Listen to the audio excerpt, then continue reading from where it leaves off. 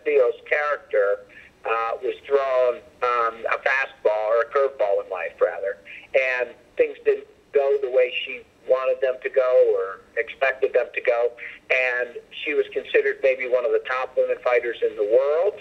She fought for an organization named Bellator, but now she has come and joined Combate, and she's overcoming any obstacles that life had presented, and I think she's going to be a superstar for us. And thirdly is a woman named Gloria, who had a lot of problems of her own in Chile, overcame them, and then just put on an amazing fight for us. So sometimes what you see, Jim, with these women fighters, their greatest challenges are not inside La Jaula. Their greatest challenges have been what they face in life. You know, whether it's an abusive marriage or economic issues, or perhaps they have a child too young. You know, they're facing real-world problems that most guys don't face. So there's an added element to this, and in this particular environment where we're looking for, can I say role models? Can I say women that stand out as people that are able to stand on their own 2 feet? These fighters, and those three in particular, Super Melly, Gloria Brava, and Zoila Frausto, are great role models. And look, I don't want to sound, I'm not doing, you don't need to use this part in your interview necessarily. I'm not doing a PSA. This is not a public service announcement. We're doing Combate because I think it gives people, you know, a real opportunity and a real chance, but it's also a blast. It's also so much fun. The girl fights, as we call them, are a blast to watch. Those three women are role models. But the truth of the matter is they're putting on some of the most exciting fights and bouts that you're going to see anywhere in any other organization. So I don't want to sound preachy, even though there's a great message in what they do. But they're also a ton of fun to watch. The fans love them. Love all three of them. How important was it to do this event and try to be a trendsetter or a leader of all other companies to do something like this on broadcast TV? Thank you for asking that. Thank you for asking that. We don't know each other, but I'll buy you a cup of coffee next time. Thank you for asking that. We do think we are a trendsetter. You know, I created the UFC, so obviously I was way ahead of the curve 25 years ago. We did a number of things under my watch in the UFC. It was a very diverse organization early that I was very proud of.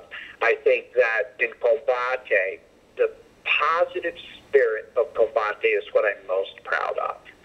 So whether it's for the women fighters or for the men or for people that haven't had opportunity or people that feel like second-class citizens in their own country, Combate is trying to be a super positive influence. I am so proud to have presented the first women's card on broadcast TV. I mean, that's amazing. I think that it also shows where we are as a society. I am not a glass half full guy. I am not. And I think that there's so many great things about the U.S. Keep in mind, many of my fighters and many of people in the Hispanic population have chosen the U.S., and for good reason. I think that much more work to do. That you see here we are able to put on a show like this with the support of Kate del Castillo, with the support of Univision, the support of The Zone as our OTT platform. And I was happy to be, breaking new ground, but a lot of people came and wanted to support too. So that's what's very, very uplifting, right? We're doing it and people are responding. And with that... Thanks for that question. And with that, are plans underway for another all-women's show? Of course. Are you kidding me? That question's a no-brainer. Look at the ratings we did and the attention we got, of course. We'll probably do another one in the fall. We haven't locked in the date, but we are definitely going to do it. And I'll tell you, it's not so much we're keeping men off the card, by the way. It's that we have found 1/3 of our roster are women fighters now. 1/3. That's pretty unusual. So I have a wealth of female fight talent. So it's not a matter of artificially putting together a show like this. I got got plenty of talent to demonstrate. And when we do, 1/3 of our on-air roster is always women as a minimum. So when we go on air, we do that. But I think it's so much fun to put all the women together, and there's a camaraderie before they meet each other. That's very fun to watch. Like they're all kind of friends before the fight, and then they're friends after the fight. But during, not so much. So yeah, of course we're going to do it again. This was too successful not to. Campbell, how much credit do you give to Ronda Rousey for the growth of women in MMA? Well, again, that's another good question. I'm a big Ronda fan. Ronda's always been very supportive of me, very supportive of Combate. She wasn't the first woman fighter, and some people credit Gina Karen with being that, and but I'll tell you the thing about Ronda, she was so smart, she was so accomplished, and let's face facts that she's a very pretty woman and got a lot of attention. An Olympic judo medalist, I think she's a silver medalist. She was the perfect storm for women's MMA.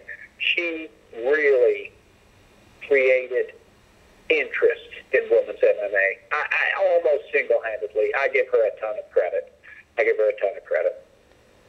Do you think, too, nowadays it's more about people are interested in them as fighters more than if they're good-looking or not?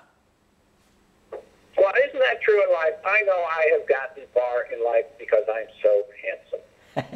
So, and do put that in the interview. I'll pick that up. Well, I think that's part of success. I mean, in some ways, don't we judge political candidates on how they look? Didn't John Kennedy, famously win because of his charm? Well, yes, but that's what I mean. Do you think, though, with the women that it's changed, that we're not just looking at that anymore? It's more that we're looking at what type of athlete they are first. Well, absolutely. If you're a very pretty woman and you can't fight, you're going nowhere, right? So it's not the looks that does it. I think in society, people respond to pretty people of either sex in any situation. But what's happened is the women's MMA has gotten exceptionally competitive in a really short period. I think that I give Ronda full credit for bringing the interest to women's MMA, but you saw women quickly rose up to be very competitive with her, right? It went from being, she was totally dominant for about 1.5 years, 2 years, to then she was challenged regularly.